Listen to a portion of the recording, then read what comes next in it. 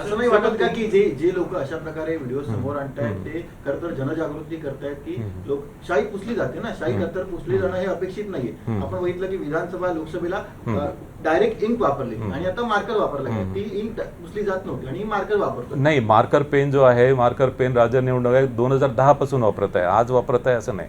आणि ज्या कंपनीचा वापरत आहे आणि लिक्विड सुद्धा ते सेम आहे. आणि जर मतदारांची पण जबाबदारी आहे, मतदारांनी पण ॲक्च्युली शाई पुसू नये, कारण की त्याला ड्राय व्हायला थोडा वेळ लागतो ना. आणि त्यांनी त्याच्या आधी जर शाई पुसली तर ॲक्च्युली तो मतदारांची चुकी आहे. आणि तो अशा प्रकारे शाई काढून घेणे तो मतदारांविरुद्ध पण गुन्हा दाखल होऊ शकतो. शाई पुसल्यामुळे बोगस मतदान बोगस मतदानाला बढावा मिळतोय असं वाटत नाही का? दुबार मतदानाला आणखी सोपं झालं की आता हातावरच शाईच नाही, किती वेळा पण मतदान करा, परत पुसा, परत मतदान करा, हे असं होईल अशी भीती वाटत नाही का निवडणूक आयोगाला? नाही, शाईचं केमिकल कंपोजिशन योग्य आहे आणि जे व्हिडिओ समोर आले त्याचं आम्ही सखोल चौकशी करू. आणि मुद्दाम तशा प्रकारचं एक नॅरेटिव्ह, फेक नॅरेटिव्ह करण्याचा कोणी प्रयत्न केला असेल तर आम्ही गुन्हा दाखल करू त्याच्याबद्दल. उद्या निकाल आहे, ज्या पद्धतीने जी माहिती मिळाली आहे त्यानुसार निकालाला वेळ जो आहे तो मुंबई महापालिकेचा सुद्धा लागू शकतो, कारण 2-2 वॉर्डचं प्रत्येक टेबलवरती जे आहे ते मतमोजणी सुरुवातीला होणार आहे.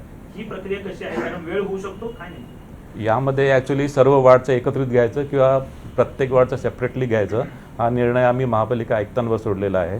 महापालिका आयुक्तांनी राजकीय पक्ष उमेदवार यांच्याशी चर्चा करून आणि तसेच पोलीस आयुक्त यांच्याशी चर्चा करून आणि किती वेळ लागेल याचं एस्टिमेशन केलेलं आहे. आणि कुठल्याही परिस्थितीमध्ये कुठलीही पद्धत जर वापरली तरी संध्याकाळी 4 वाजेपर्यंत निकाल समोर येईल. दुबार मतदारांचे ॲफिडेव्हिट घेतले जातील अशी माहिती पहिल्यांदा समोर आली सवाल उपस्थित केला की कुठल्याही ठिकाणी अशा प्रकारचे दुबार मतदारांकडून ॲफिडेव्हिट घेतल्याचं दिसून येत नाही. मी स्वतः मुंबईमधले 10 पोलिंग स्टेशन बघितले. 10च्या 10 पोलिंग स्टेशनमध्ये दुबार मतदारांकडून ॲफिडेव्हिट घेतलेले आहेत. मी स्वतः बघितलेले आहेत. काही आकडेवारी देऊ शकता की आतापर्यंत एवढ्या वेळा दुबार मतदारांकडून प्रतिज्ञापत्र घेण्यात आलेले?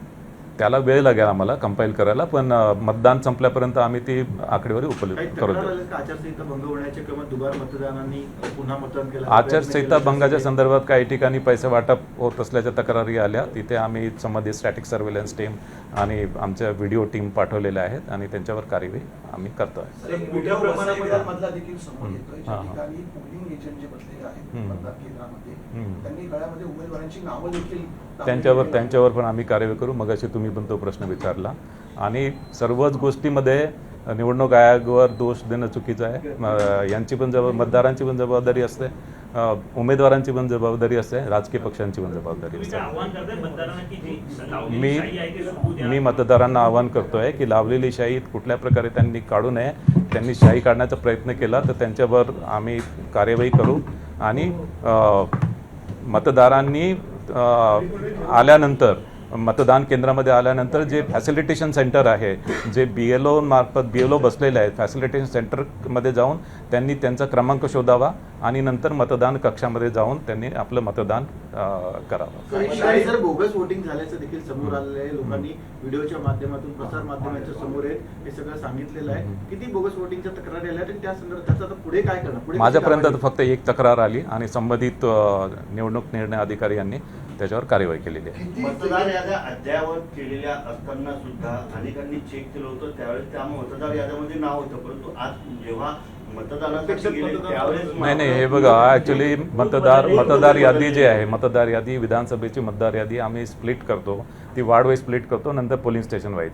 ॲक्च्युली अनेक लोक विधानसभेची मतदार यादीतला अनुक्रमांक घेऊन गेले. विधानसभेची मतदार यादी इथे तो मतदान केंद्र त्यांचं होणारच नाही. मतदान केंद्र चेंज होणार, कारण की आपण ही स्प्लिट केलेली आहे, प्रभाग वाईज स्प्लिट केली आहे, त्यांना पोलिंग स्टेशन वाईज स्प्लिट केलेली आहे. त्याच्यामुळे तो मतदान केंद्र राहणारच नाही. यासाठी मताधिकार ॲप दिलेला आहे आम्ही. त्याच्यानंतर आमचं पोर्टल आहे आणि याच्यावर जाऊन इन ॲडव्हान्स जाऊन मतदारांनी शोधायला पाहिजे होतं. याशिवाय प्रत्येक मतदान केंद्रामध्ये वोटर फॅसिलिटेशन सेंटर आहे, तिथे BLO बसलेले आहे, त्यांच्याकडून पण त्यांना त्यांचा अनुक्रमांक शोधता येतो.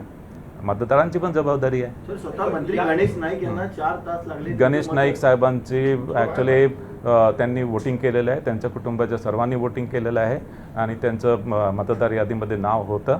त्यांचं ॲक्च्युली त्यांना वोटिंग स्लिप पण वाटण्यात आल्या होत्या, पण वोटिंग स्लिपमधलं त्यांनी त्यांचं मतदान केंद्र बघितले नाही, चुकीच्या मतदान केंद्रावर गेले.